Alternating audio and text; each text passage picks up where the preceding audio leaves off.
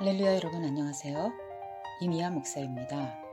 오늘 저는 창세기 12장 10절에서 20절 말씀을 근거로 믿음이 깨어질 때에도 라는 제목으로 여러분과 함께 하나님의 은혜의 말씀을 잠시 나누고자 합니다.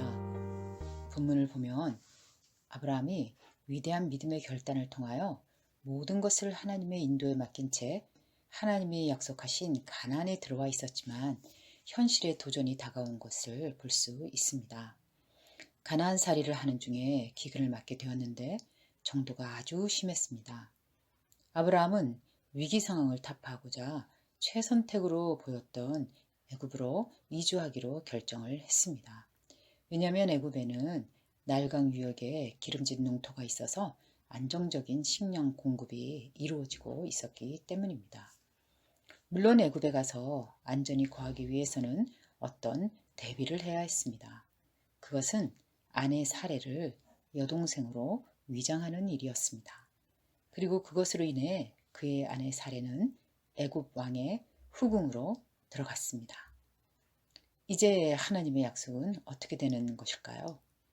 사례를 통해 실현될 약속의 자손은 물거품이 된 상태입니다. 이 모든 일은 아브라함에게 다가온 믿음의 위기와 불안에서 시작이 되었습니다. 믿음이 실종될 때 불안이 따라옵니다. 불안은 하나님의 임재에 초점을 맞추지 않을 때 일어나기 시작하고 불안 상태에 빠지면 한동안 하나님을 바라보지 못합니다. 절망과 실망과 초조감이 늪에서 정신과 육체가 고문을 당합니다. 본문을 통하여 우리는 약속과 믿음으로 사는 삶을 시작했어도 종종 어려운 삶의 현실에 부딪히게 된다는 사실, 그리고 이때 인간의 보편적 선택은 하나님이 아니라 이성적이고 현실적인 선택을 하기 쉽다는 사실을 발견합니다. 하지만 많은 경우 이러한 반응은 하나님의 도우심이나 보호를 믿지 못하기 때문에 나오는 자기 생존의 행동이기 쉽습니다. 그리고 이 반응은 상황을 올가매는 것으로 귀결되기 쉽죠. 하지만 이같이 우리의 보편적이고 현실적이고 이성적인 결정은 하나님의 약속에 반하는 결정이 되기 쉽다는 것을 깨달을 수 있습니다. 아내를 여동생으로 위장한 아브라함의 행동은 당시의 그 문화적 측면에서는 통용되는 일이었습니다. 그러나 하나님의 약속과 그에 대한 믿음의 측면에서는 하나님의 약속에 반하는 결정이 될 수밖에 없었던 것입니다. 믿음의 결정이 아닌 현실적이고 이성적인 결정이 일시적으로는 이득을 가져다 줄 수도 있지만 하나님이 약속하고 예비하신 진정한 축복을 오히려 막는 것이 될 수 있습니다. 아브라함은 사례를 애굽 왕의 후궁으로 들여보내는 바람에 안전도 보장받고 재산도 확보했습니다.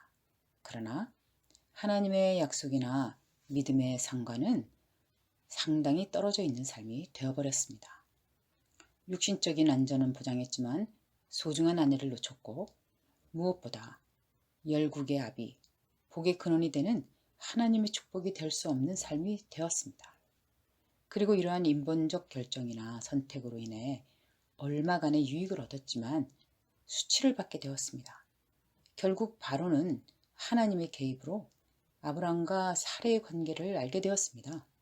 바로는 자신의 집에 일어난 재앙이 왜 일어났는지를 명확하게 알게 되었습니다. 바로는 아브라함을 불러 이 일에 대하여 아브라함을 질책하였습니다. 아브라함은 많은 사람들 앞에서 큰 수치를 당해야 했습니다. 그런데 우리의 삶이 혹 이와 같이 왜곡되어도 희망이 여전히 존재하는 것은 하나님은 약속에 신실하다는 것입니다. 바로는 아브라함을 질책했지만 사례를 돌려주었습니다. 그리고 아브라함에게 이미 하사한 소유도 몰수하지 않았습니다. 우리가 죄로 인해서 왜곡된 삶의 문제들에 대해서 고난과 수치를 겪기도 하고 스스로의 선택에 대한 책임은 져야 합니다. 그럼에도 불구하고 하나님께서는 자신의 약속을 이루십니다. 나는 오늘 본문을 통해 나의 연약함과 그럼에도 신실하신 하나님의 은혜를 깨닫습니다.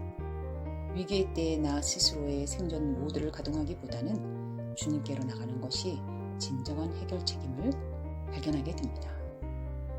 여러분들 모두 위기 상황에서 나의 방법을 내려놓고 신실하신 하나님께 나를 맡기는 믿음의 선택을 통하여 하나님의 축복과 인도하심을 체험하시기를 예수님의 이름으로 축원합니다.